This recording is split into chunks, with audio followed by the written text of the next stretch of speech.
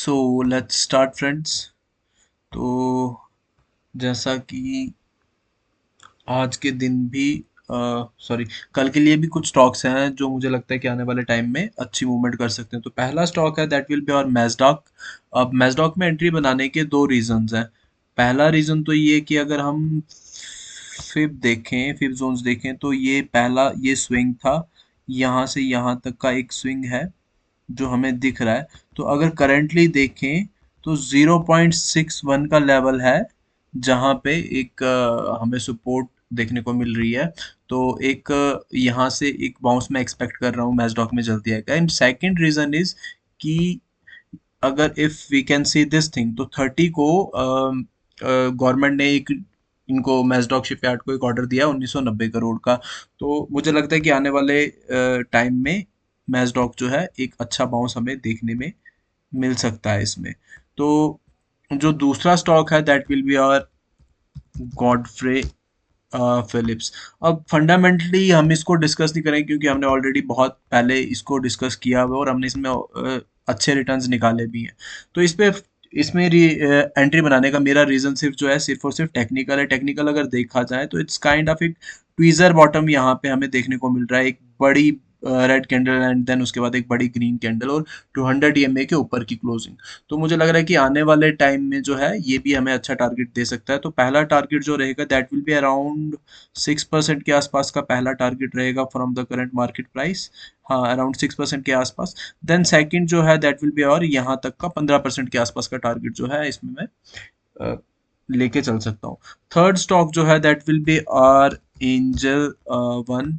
अब Angel One में entry बनाने के रीजंस हैं कि पिछले एक डेढ़ हफ्ते से जो है स्टॉक जो है कंसोलिडेट कर रहा है और आज की अगर पर्टिकुलरली आज की कैंडल देखें तो एक हैमर हमें देखने को मिल रही है।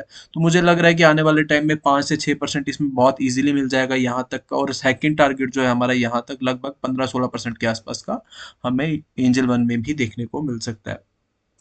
फोर्थ स्टॉक जो है दैट विल बी और बानको इंडिया। बानको इंडिया को हम पहले भी टेक्निक फंडामेंटली एनालाइज कर चुके हैं, लेकिन एक बार फिर करके देखते हैं कि बानको इंडिया हमें क्या दिखा रहा है। मार्केट कैप जो है 6,794 करोड़ के आसपास का है। वेयर स्टॉक पी की बात करें जो 19.8 और इंडस्ट्रियल पी की बात करी जाए तो 30.3।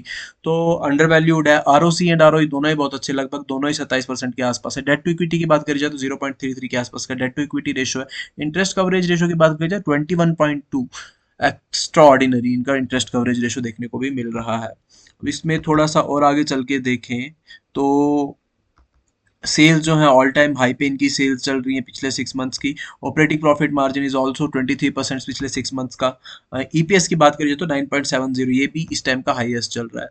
तो थोड़ा सा आगे चल के देखें तो ऑपरेटिंग प्रॉफिट मार्जिन अगर ईयर ऑन ईयर बात करी जाए तो ऑल टाइम हाई पे इनका ऑपरेटिंग प्रॉफिट मार्जिन चल रहा है। ईपीएस की बात करी जाए तो ये भी ऑल टाइम हाई पे चलता हुआ दिखाई दे रहा है हमें।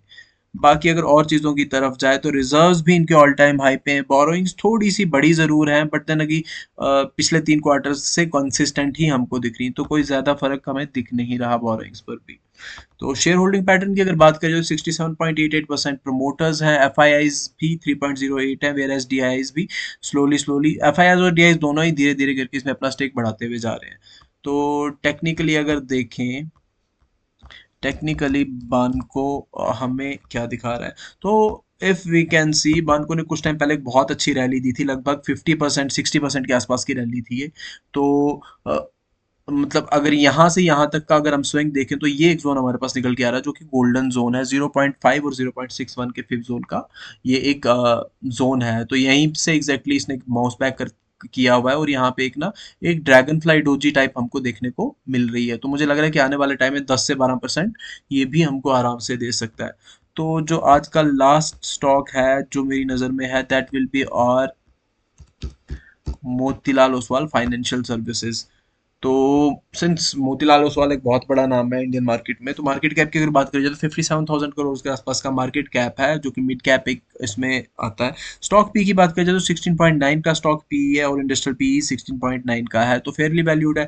आरओसी एंड आरओई दोनों ही बहुत अच्छे हैं। आरओसी 20.7% का एंड आरओई 32.6 का। डेट टू इक्विटी रेशो की बात करी जाए तो थोड़ा सा ज़्यादा है 1.41, but then again not a concerning issue क्योंकि कंपनी बहुत बड़ी। इंटरेस्ट कवरेज रेशो की बात करी जाए तो 4.48 का इंटरेस्ट कवरेज रेशो है, where as current ratio is also 1.68। आगे की तरफ देखा जाए इसमें तो सेल्स इनकी ऑल टाइम हाई पे सेल चल रही है पिछले 6 महीने की। Operating profit margin extra ordinary 64% का ऑपरेटिंग प्रॉफिट मार्जिन है पिछले 6 महीने का। ईपीएस की बात करें तो एक कंसिस्टेंट ग्रोथ हमें ईपीएस में भी देखने को मिल रही है 18.71 की। ऑपरेटिंग प्रॉफिट मार्जिन अगर ईयर ऑन ईयर की बात करें तो 61% का ऑपरेटिंग प्रॉफिट मार्जिन इनका इस साल का था। ईपीएस की बात करी जाए तो 56.72 का ईपीएस है, जो कि एक कंसिस्टेंट ग्रोथ दिखाता है कंपनी में। इफ वी कैन सी, एक से स्टार्ट होता धीरे धीरे धीरे बढ़ते हुए इस टाइम 56.72 का ईपीएस है इस साल का।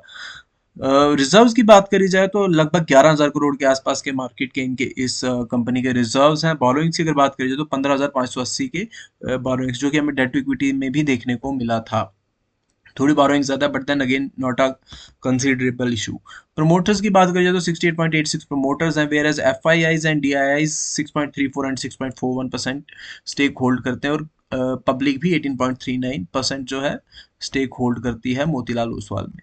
तो इसको थोड़ा सा टेक्निकली चल के देखते हैं। मोतीलाल ओसवाल फाइनेंशियल सर्विसेज, तो हेयर इट इज, तो एक रेंज में हमको घूमता हुआ ये दिखाई दे रहा है। तो एज सुन, और आज की शेप देखें, आज की कैंडल की शेप देखें तो एक हैमर कैंडल हमें देखने को मिली है। तो मुझे लगता है कि यहाँ से अगर हम देखें from the current market price से रेंज टॉप तक भी अगर देखें तो लगभग 6-7% का टारगेट हमें देखने को मिलता है। और अगर ये रेंज का ब्रेकआउट होता है और कोई कैंडल सस्टेन कर जाती है तो this stock will become rocket. तो ये थे कुछ स्टॉक्स जो कल के लिए मेरी नज़र में रहेंगे, जो अच्छी मूवमेंट दे सकते हैं। And that will be all for today. Thank you, bye bye, take care.